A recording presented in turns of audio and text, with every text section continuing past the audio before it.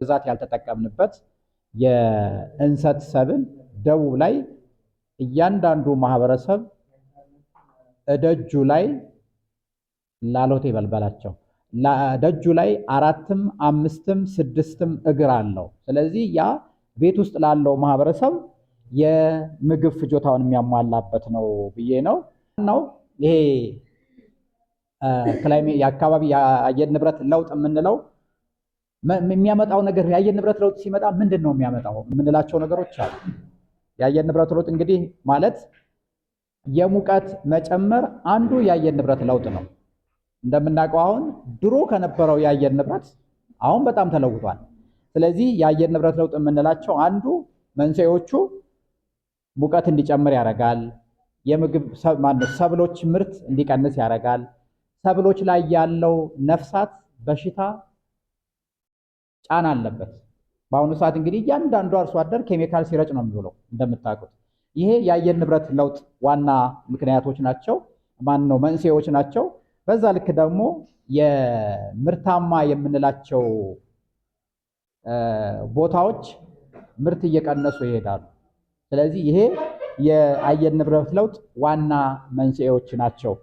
እንግዲህ ከነኚህ ውስጥ እነኚህን የምናደርግባቸው ዋና ምክንያት ደግሞ ምንድነው? የአየር ንብረት ለውጥን ስንቋቋም ወይም እንዴት እንቋቋማቻለን የምንላቸውን ነገሮች አንዱ ምንድነው? እንግዲህ ምርትና ምርታማነትን መጨመር ነው። እንግዲህ ምርትና ምርታማነትን የምንጨምረው በምን መልኩ ነው? እንግዲህ አምናም ዘንድሮም ወይም አሁን በምንሰራቸው አዳዲስ ሰብሎችን በማስገባት አካባቢን የንብረት ለውጥ የሚቋቋሙ ችግር ሪዚሊያንስ የሆነ ማለት ችግርን ተቋቁሞ ምርት ሊሰጥ የሚችል ሰብሎችን በማድረግ ሌላው ደግሞ እንግዲህ ሚቲጌሽን የምንለው ይሄ ምንድነው? ችግርን መቋቋም አርሶ አደሩም በራሱ አሰራርን ሊሆን ይችላል፣ ሰብሎችን ሊሆን ይችላል፣ ሌሎች ነገሮችን ሊሆን ይችላል። እነኚህን የሚቋቋሙ ነገሮችን መስራት በተፈጥሮ የአካባቢ ባንድ የአየር ንብረት ለውጥን መቋቋም የሚቻልበት ነገሮች ይኖራሉ። እንግዲህ ይህንን የአየር ንብረት ለውጥ ስንቋቋም አንዱ ይህንን ሊቋቋም የሚችል የሰብል ዝርያ ማዳቀል ነው። እንግዲህ ያው የግብርና ምርምር ዋና ስራው ነው። እነኚህን የተዳቀሉ ዝርያዎች ደግሞ ወደ አርሶ አደሩ ማድረስ ያው አሁን ዛሬ የጀመርናቸው ዋና ዋና እንትኖች ናቸው። ሌላው ደግሞ እንግዲህ ምርትና ምርታማነትን እንዲጨምር ምርትና ምርታማነት የሚጨምረው አዳዲስ መሬቶችን በመጨመር አይደለም። ቢያንስ የእናንተ ቤተሰብ ወይም እናት አባት የነበራቸው መሬት አሁን እናንተ ጋር የለም። የነሱ ወይ 1/4ኛው ነው ወይ 1/2ኛው ነው ወይ 1/3ኛው ነው። የኛ ልጆች ደግሞ ከዛ እየቀነሰ ነው። ስለዚህ ወደፊት ቅድም ዶክተር ስዩም ሲል እንደነበረው የወደፊት ዋና ዓላማ ሊሆን የሚችለው ምርትና ምርታማነት ባላት እንትን ላይ መጨመር ማለት ነው። ደቡብ ላይ ብትሄዱ አንዱ አርሶ አደር ሰፊ እርሻ የለውም። ቢያንስ 1 ሄክታር ያልሞላ ትናንት ዶሮ ግብር ላይ እንዳየሁት ማሳ ውስጥ ችግኝ ውስጥ ማለት ነው እንትን አትክልት በጣም የሚያምር ሰፈር ነው። ስለዚህ እዛ ውስጥ ግን ምንድነው ያለው? ሁሉ ነገር አለ። እዛው ያደልባሉ፣ በሬ አለ፣ የመኖ ሳር አለ፣ እዛው እንሰት አለ። ከዛ ይሄ ጤፍ ማሽላ ምናምን ብዙም አይደለም። ስለዚህ ከነኚህ ነገሮች ነው በተወሰነች ቦታ ላይ ሰፊ ምርት በማምረት ነው ከትንሽ ቦታ ላይ ሰፊ ምርት ብዙ ምርት በማምረት የተለያዩ ሰብሎችን በማምረት ኑሯቸውን የሚገፉትና ምናልባት ወደፊት ወደኛም ወደ ሰሜኑ የሀገራችን ክፍልም የሚመጣበት ነገሮች ይኖራሉ ብዬ አስባለሁ። ምናልባት እንግዲህ ዋናው ለዚህ ላይ ለክላይሜት ቼንጅ ለምንለው ወይም ለአየር ንብረት ለውጥ ለምንለውም እንግዲህ አንዱ መቋቋሚያ ዘዴዎቹ ምንድነው? ግብርናው ላይ ሰፋ ያሉ ሰብሎችን በተወሰነ ቦታ አሁን ቅድም ያልኳቸውን ነገሮች በስፋት መጠቀም ነው እንደ አንድ ዋና ምክንያት ይሆናል ተብሎ እንትን የሚለው እንግዲህ ዋናው የዚህ ፕሮጀክታችንም ዋና ዓላማ እንግዲህ ወደ ሰሜን ምስራቅ ስናመጣው ወይም ወደ ምስራቅ አማራ ላይ ስናመጣው እነኚህ 4ቱ ቀበሌዎች በአብዛኛው በድርቅ የሚያጠቃቸው ቦታዎች ናቸው በሚል ነው። በባለፈው ዓመት ግን ሰፋ ያለ የድርቅ ምልክት ያገኘንበት የዶሮ ግብር በተለይ ታችኛው ሙከራ ሰራንበት ላይ ከበድ ያለ የድርቅ ሰብሉ ሳይደርስ ገና ምርት ለመስጠት እየተዘጋጀ ባለበት ሰዓት ላይ እንትን ያለበት ነው። ስለዚህ እንግዲህ ያ ለወደፊት ለምርምር ስራዎች ለሌሎች ትኩረቶችም መደረግ ያለበት እንደሆነ በባለፈው ዓመት መረጃ አግኝተናል። ሌሎቹ ላይ ምልክቶቹ አሉ፣ ግን የሰራናቸው ሰፊ ስራዎች አሉ። እነሱም በኋላ ላይ እንሄዳለን። ስለዚህ እነኚህ የምንሰራባቸው ቦታዎች ናቸው።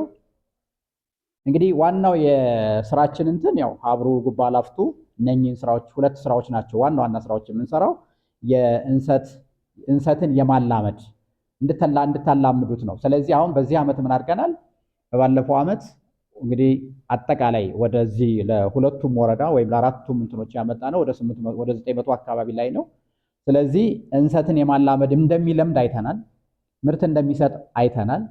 ስለዚህ እኛ እንደ ክፍተት አሁን በገመገምነው ምንድነው ተጨማሪ እንትኖችን እንሰቶችን ወደዛ አካባቢ ማስገባት አዋጭ እንደሆነ፣ ስለዚህ ዛሬ ከእናንተ ጋር እንትን እንዳለብን ነው።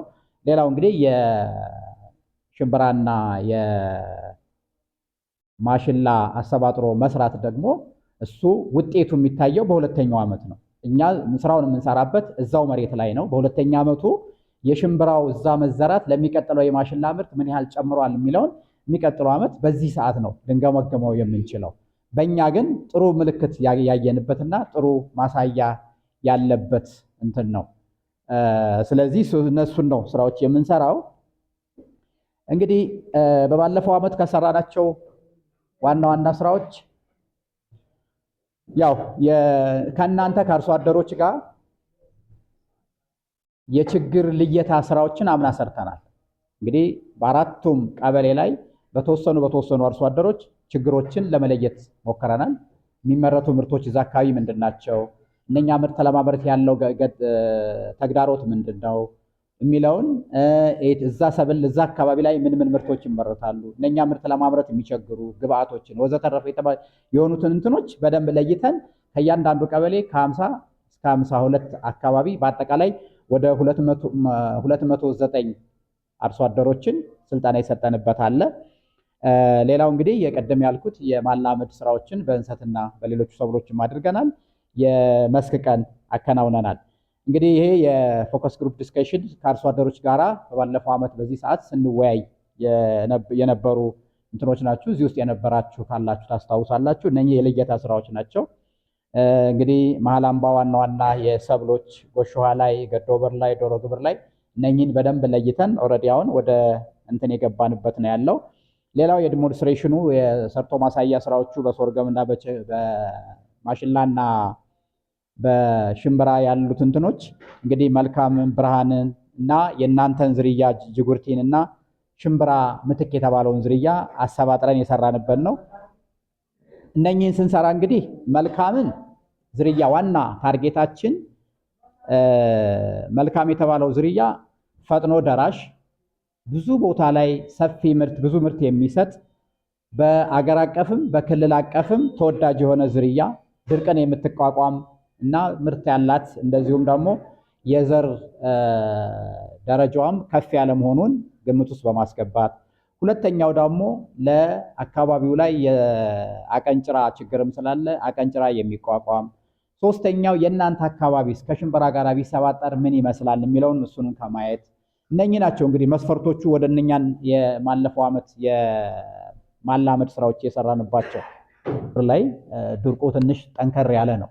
ስለዚህ ይህንን እንዴት አድርገን ነው ልንቋቋም የምንችለው? እንደው ሁሌ የመስከረ ዝናብ ቀጥ ሲል አርሶ አደሩም አብሮ ቀጥ ነው የሚለው እውነት ለመናገር ሜዳው ላይ ያሁሉ ቁመት ያሁሉ የሚያምር ሰብል እኔ እውነት ለመናገር በጣም እንትን ብያለሁኝ። ስለዚህ ምንድን ነው መደረግ ያለበት የሚለውን እኛ ለዚህ ዓመት እንግዲህ እስኪ የምናያቸው የራሳችን እንትኖች ይኖራሉ። ለሚቀጥለው የተወሰነ ዳታ እናገኝበታለን ብለን እናስባለን።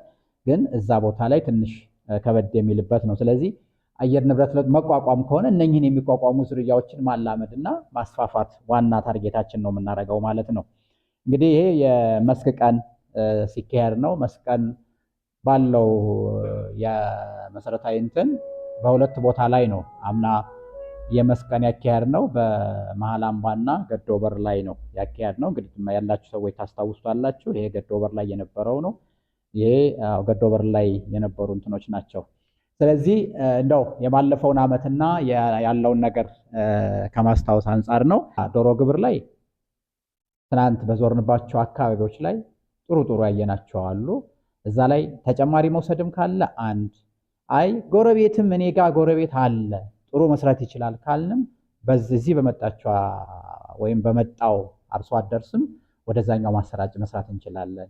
ዶሮ ግብርም ባለፈው ዓመት እንትን አልንበት አካባቢ ተቋሞቹንም በዛ አካባቢ ላይ መስራት ዶሮ ማን ነው መሀል አምባ አካባቢውን ለመናገር በጣም የጀመርንበት ቦታ ጥሩ ቦታ ነው። እዛው አካባቢ ላይ የጎደለ ካለ ፍላጎት ያለው መጨመር ያለው እነኚህን እንትኖች እናደርጋለን። ስለዚህ መሀል አምባም ፍላጎት ከፍተኛ እንደነበር አውቃለሁ። ባለፈው ዓመት መረጃ አለን፣ ግን እንደ ልብ የእንቅስቃሴ ጉዳይ ነው ያስገድቦን የነበረው። አሁን ግን ያ ፍላጎት ያወኒ ካላችሁ 200ን እዚሁ ትመዘገባላችሁ። እኔ በፈለጋችሁት ላይ በባጃጅ ደጃችሁ መኪና እንኳን እንትን ባንል እዛው ማድረስ የምንችልበት አጋጣሚዎች ስላሉ እነኛን እንድናረግ ነው። በእኔ በኩል ያለኝ እንደው ለመግቢያ ያክል እንድንግባባበት ያለኝ ይሄ ነው። ወደ ቀጣው እንትን እንሄዳለን ማለት ነው። አመሰግናለሁ።